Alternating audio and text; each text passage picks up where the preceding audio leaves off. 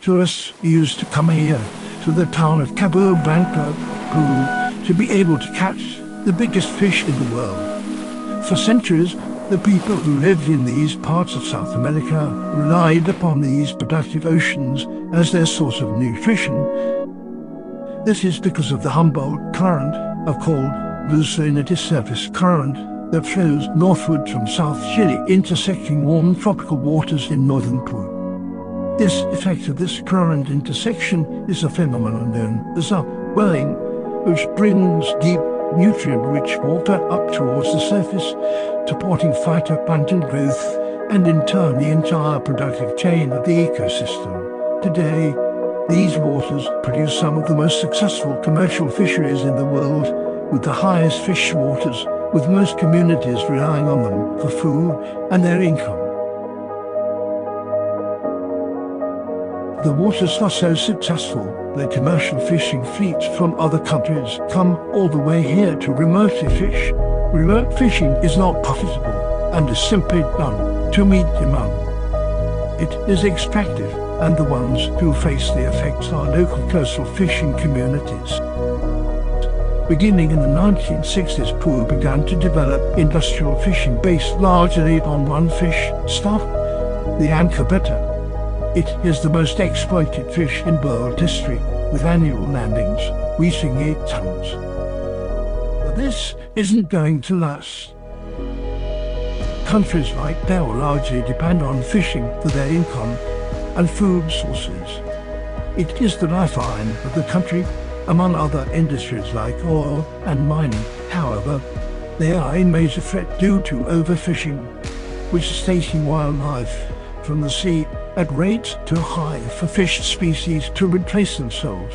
Today, 1/3 of the world's assessed fisheries are currently pushed beyond their biological limits. Food security becomes a daily crisis, and this problem is worsened by climate change and other extracted industries like oil.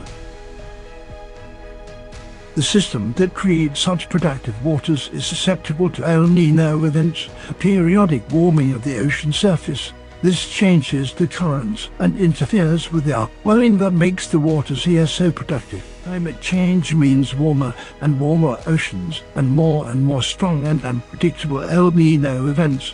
This unpredictability endangers the oceans and the waters, which once held the largest fish in the world. El Niño puts this entire region of northern Peru at risk of landslides and causes a major drop in fish biomass. The currents change and no longer provide the upwelling, pushing warm water that kills marine life.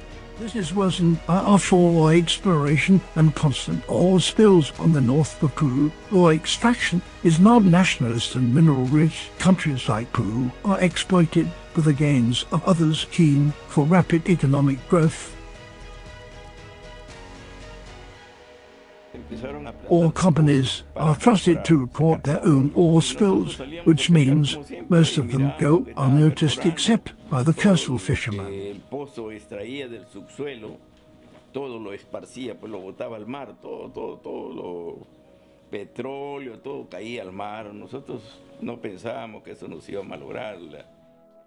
The spills are incredibly damaging to ecosystems. Oil concentrated at the surface prevents light from reaching seaweed, algae, and phytoplankton from growing, adding to devastation, particularly in El Niño waters, where the effects are suboptimal. The poisonous oil makes its way up the food chain, eventually making its way into human bodies. Food insecurity, overfishing of the oceans, leads to people at the bottom of the chain going hungry and jobless. This is worsened by other extractive industries and climate change.